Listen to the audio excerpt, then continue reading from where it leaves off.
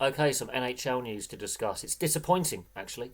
Aaron Ekblad has been suspended for 20 games for a doping violation.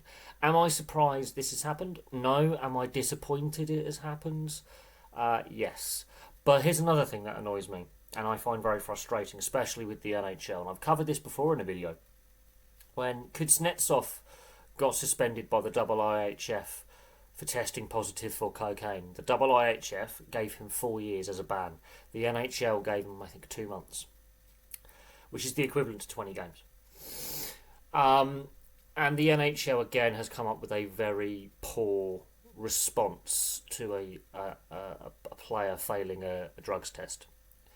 20 games. If that was any other league, or in fact any other sport outside of the major leagues in the US, we are looking at a 2 to 4 year ban under the World Anti-Doping Agency. And an example I'll use for a player doping in the NRL is Bronson Xerri. He got 4 years. Aaron Ekblad has got 20 games, which is basically, a month and a bit, 2 months. So I do think that the NHL's drug enforcement policy in regards to doping and illicit substances is not good enough.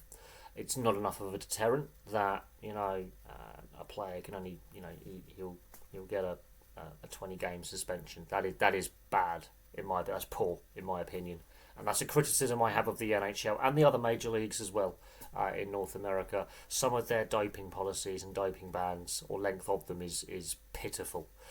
In regards to Aaron Ekblad, look.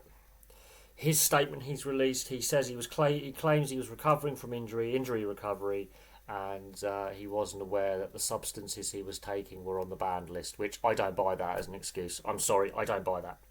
Professional athletes are the most educated people when it comes to substances they put into their body. And I've listened to enough interviews and enough podcasts to know and to be educated on about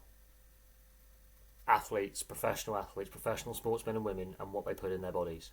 And I remember the supplement saga, which involved the AFL and the NRL just over 10 years ago, in the early 2010s.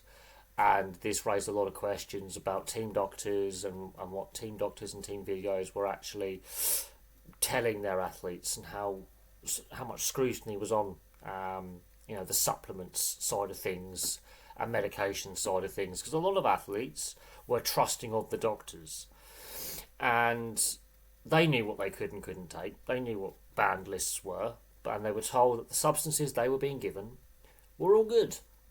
So they were trusting in the doctors to again follow the protocols set out by the World Anti-Doping Agency. So yes, they are educated, but there are occasionally, as we've seen, deliberate attempts to circumvent the rules or not follow the rules. So Aaron Ekblad's statement, much like many boxers we've heard who've been had contaminated meat, I do not buy it. Some of these excuses are getting more and more laughable. He's only sorry because he's got caught. It's disappointing. It's very rare that an NHL player fails a dope test. It is very rare, but it's disappointing. I think the NHL needs to have much stricter, a much more stronger deterrent for players. 20 games is not a deterrent. That's a mid-season rest. Because he'll be back for the playoffs. Depending on how far Florida get, he'll be back for the playoffs. And the Panthers are one of the favourites for the Stanley Cup. So he will come back rested, which helps the Panthers. That's my cynical view on it.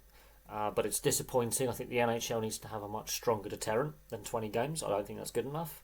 And Aaron Ekblad, I just don't buy the excuse. I'm sorry. I'm too cynical at this point. I'm not as naive as I was 5-10 years ago. As a fan, it's disappointing. And he's only sorry because he's got caught. But there we go. Aaron Ekblad, 20 games.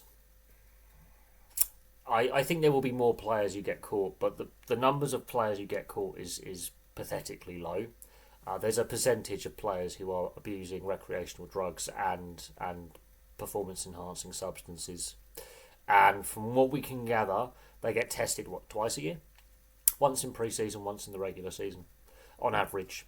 And he so happens to have failed a regular season's drugs test.